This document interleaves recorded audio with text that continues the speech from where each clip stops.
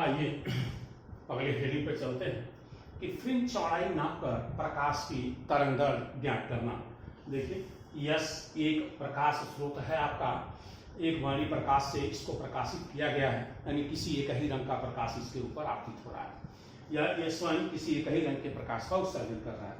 आगे दो स्लिट हैं S1 और S2, इनको यहाँ से ये बराबर दूरी पर जो है कि रखे गए हैं। इन दोनों स्लिटों के बीच की दूरी है स्मॉल डी।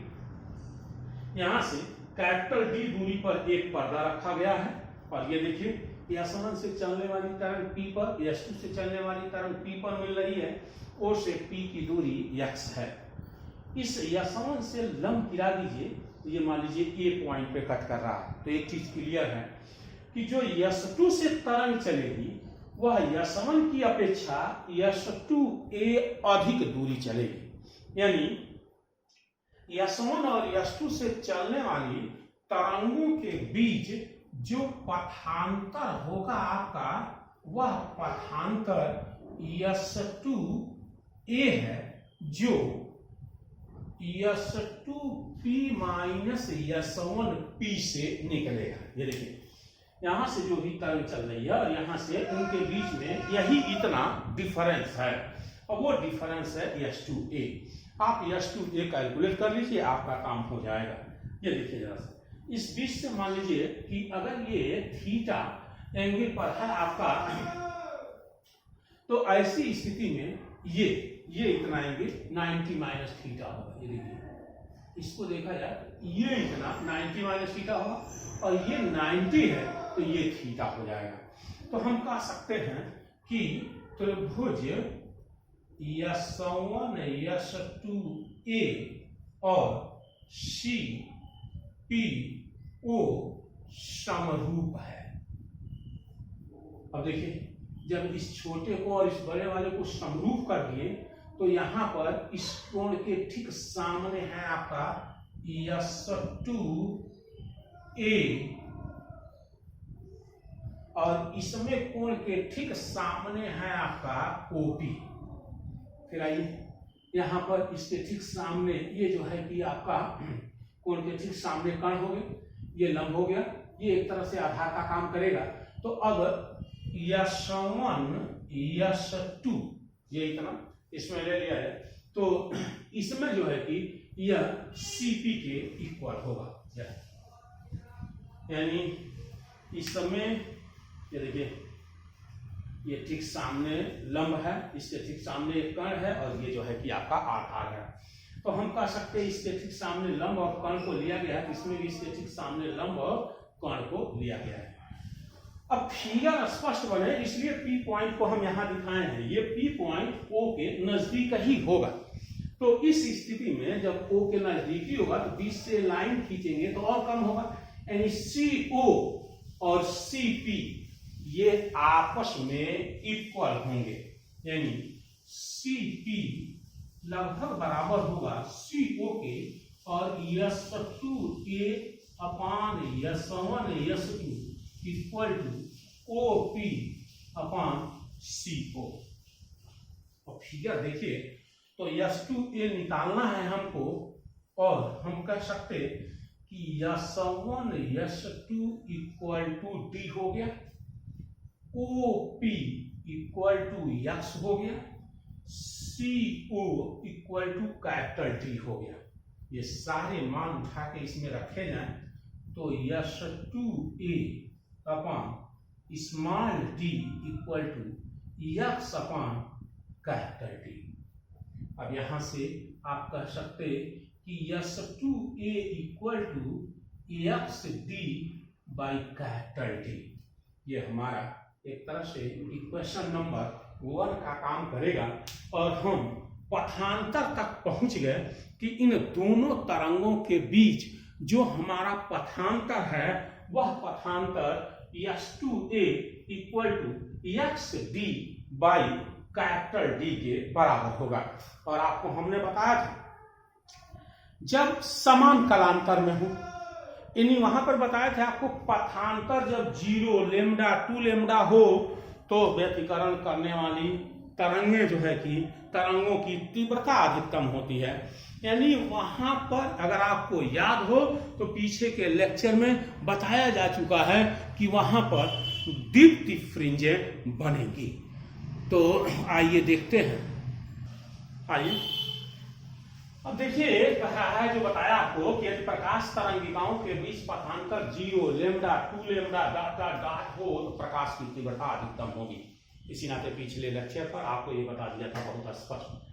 अब आइए, इसका मतलब ये हुआ कि जो पथांतर दोनों तरंगों के बीच में है S2A, यह m लेमडा के बराबर हो, जहां m equal to 0 1 2 3।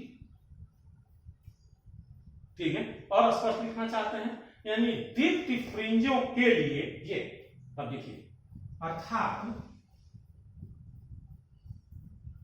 Deepti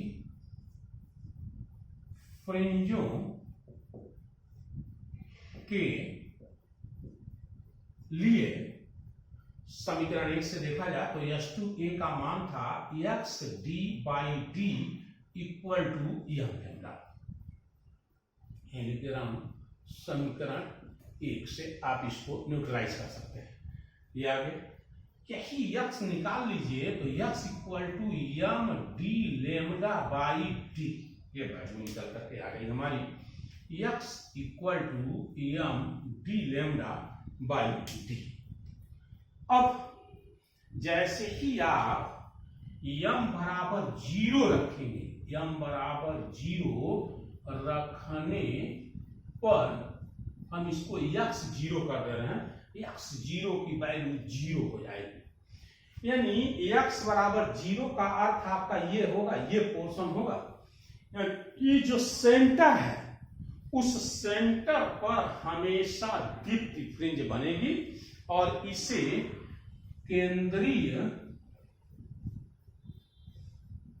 Deepti fringe या इसी को शून्य क्रम फ्रिंज कहते हैं। देखिए, m बराबर 0 रखेंगे तो s 0 बराबर 0 होगा, यानी इस सेंटर पर आपका दीप्ति फ्रिंज बनेगा और वह दीप्ति फ्रिंज केंद्रीय दीप्ति फ्रिंज या शून्य क्रम फ्रिंज कहलाता है। इसी प्रकार से जब आप m बराबर 1 रखेंगे तो x1 बराबर d लेमडा बाई d, यह जो है कि पहला दीप्ति फ्रिंज कहलाएगा। ऐसे ही आप अगर m बराबर 2 रखते हैं, रखने पर x2 equal to 2d lambda by d, यह दूसरा दीप्ति फ्रिंज कहलाएगा। तब तो हम कह सकते हैं कि यमौमी दीप्ति फ्रिंज के लिए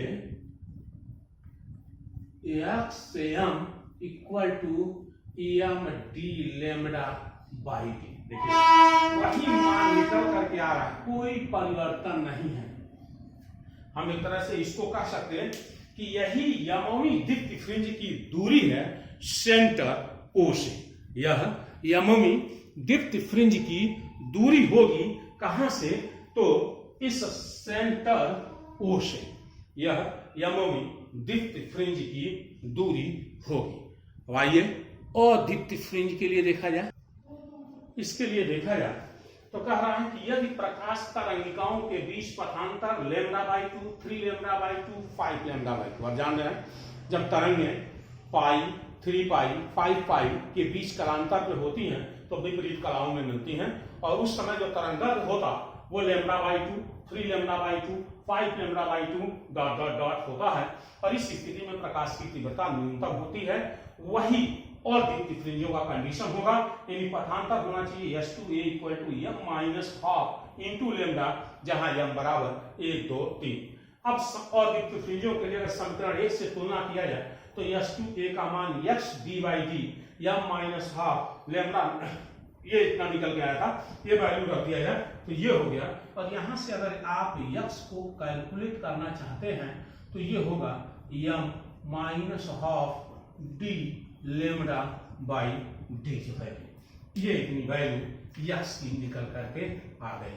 और यहाँ से पहला अद्वितीय फ्रिंज यानी m बराबर 1 रखने पर x 1 बराबर 1 रख देंगे तो हाफ बचेगा, यानी डी लेमडा बाई 2d, इसको पहला अद्वितीय फ्रिंज कहते हैं। m बराबर 2 रखने पर x2 बराबर ये होगा आपका 3d लेमडा बाई 2d, यानी यह जो है कि आपका यह आपका दूसरी अद्वितीय फ्रिंज कहलाएगी। तो ये आपका दूसरा अद्वितीय फ्रिंज होगा।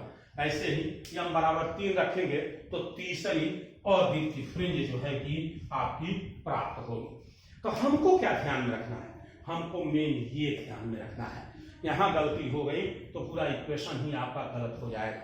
और कोई अंतर नहीं है, जरा सा अभी इसको देखा जाए तो देखिए जरा सा, यहाँ पर आपका द्वितीय फ्रिंज बना, ये D lambda by D distance पर यहाँ बना आपका, और फिर यहाँ बना आपका ऐसे।